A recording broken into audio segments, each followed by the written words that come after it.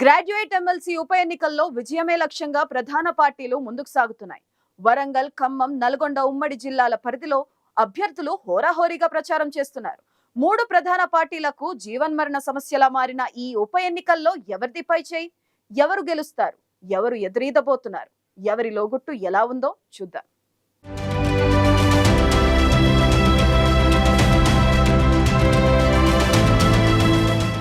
Assembly ఎన్నికల్లో అధికారం మారింది. పార్లమెంట్ ఎన్నికల ఫలితాలపై ఉత్కంఠ కొనసాగుతోంది. ఈ సమయంలో వచ్చిపడ్డ గ్రాడ్యుయేట్ ఎమ్మెల్సీ ఉప ఎన్నికని పార్టీలన్నీ ప్రతిష్టాత్మకంగా తీసుకున్నాయి. ఎమ్మెల్సీ స్థానానికి 2021లో జరిగిన ఎన్నికల్లో బీఆర్ఎస్ అభ్యర్థి పల్లా రాజేశ్వరరెడ్డి విజయం సాధించారు. అయితే గతేడాది డిసెంబర్లో జరిగిన అసెంబ్లీ ఎన్నికల్లో జనగామ ఎమ్మెల్యేగా గెలుపొందడంతో ఎమ్మెల్సీ పదవికి రాజీనామా చేశారు పల్లా. దీంతో ఉప ఎన్నిక అనివార్యమైంది. ఉమ్మడి వరంగల్, ఖమ్మం, నల్గొండ జిల్లాల్లో ఈ పట్టభద్రుల నియోజకవర్గం విస్తరించి ఉంది. ప్రస్తుతం ఉన్న 12 జిల్లాల్లో 4,63,839 మంది పట్టభద్రులు ఓటర్లుగా నమోదు చేసుకున్నట్టు సమాచారం. గత ఎన్నికల్లో 6,19,000 మంది ఓటర్లుండగా ఈసారి ఎన్రోల్మెంట్ చాలా తగ్గింది. పార్లమెంట్ ఎన్నికలు రావడం, ప్రధాన పార్టీలు, అధికార యంత్రాంగం సార్వత్రిక ఎన్నికలపైనే ఫోకస్ పెట్టడంతో పట్టభద్రుల ఎమ్మెల్సీ ఓటర్ల నమోదు తగ్గిందన్న చర్చ నడుస్తోంది.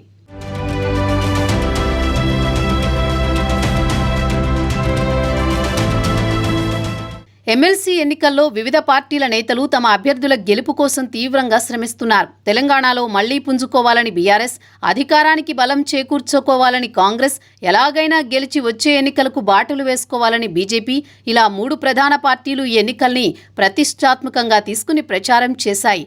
ఎమ్మెల్సీ ఎన్నికల్లో కాంగ్రెస్ అభ్యర్థి తీన్మార్ మల్లన్న ఓడిపోతే ప్రభుత్వంపై వ్యతిరేకత ఉందన్న మాట నిజమవుతుంది. 6 నెలల్లోనే వ్యతిరేకత వచ్చిందని అటు బీజేపీ, బీఆర్ఎస్ రెండు పార్టీలు రానున్న స్థానిక సంస్థల ఎన్నికల్లో ప్రచారం చేస్తాయి. అందుకే పట్టభద్రుల ఎమ్మెల్సీ ఉప ఎన్నికను కాంగ్రెస్ ఛాలెంజింగ్గా తీసుకుంది.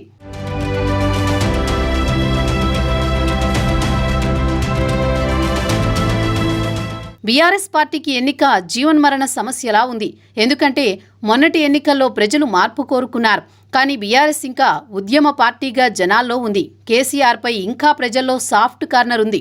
ఈ రెంటిని బేస్ చేసుకుని ఈ ఎన్నికల్లో గెలిస్తే బీఆర్ఎస్ నుంచి వలసలు ఆగుతాయి. కారు పార్టీకి మళ్లీ బలం చేకూరుతుంది. విద్యావంతుడు, యువకుడైన రాకేష్ రెడ్డికి టికెట్ ఇవ్వడం కూడా కలిసొస్తుందని భావిస్తోంది గులాబీ పార్టీ. అందుకే ఈ ఎన్నికని ప్రతిష్టాత్మకంగా తీసుకుంది.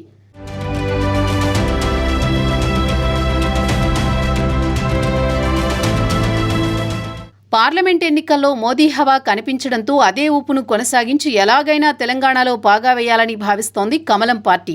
ఎమ్మెల్సీ ఎన్నికల్లో పార్టీ అభ్యర్థిని గెలిపించుకోవాలని బీజేపీ అగ్రనాయకత్వం అంతా శ్రమిస్తోంది. ఇలా ఎమ్మెల్సీ ఉప ఎన్నికని మూడు ప్రధాన పార్టీలు ఛాలెంజింగ్గా తీసుకుని ముందుకు సాగుతున్నాయి. మరోవైపు స్వతంత్ర అభ్యర్థులు కూడా ప్రధాన పార్టీలకు గట్టి పోటీ ఇస్తున్నారు.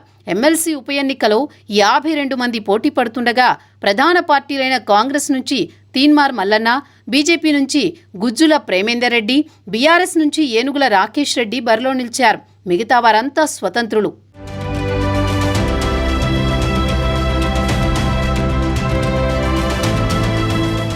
తెలంగాణలో శాసనమండలి పునరుద్ధరణ జరిగినప్పటి నుంచి ఈ స్థానంలో గులాబీ పార్టీ అభ్యర్థులే గెలుస్తూ వస్తున్నారు. దీంతో ఈ ఉప ఎన్నికల్లోనూ పార్టీ అభ్యర్థిని గెలిపించుకునేందుకు బీఆర్ఎస్ కీలక నేతలంతా రంగంలోకి దిగారు.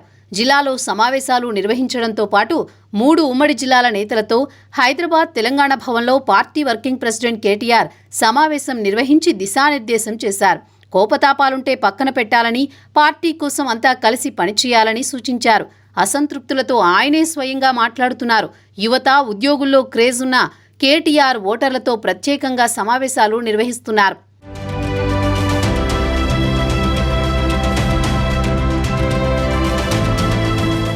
ఉద్యోగ, నిరుద్యోగ యువతకు కాంగ్రెస్, బీఆర్ఎస్ చేసిన మోసాలను వివరిస్తూ మండలిలో పట్టభద్రుల గళం వినిపించేందుకు తమ అభ్యర్థిని గెలిపించాలని బీజేపీ ప్రచారం చేసింది.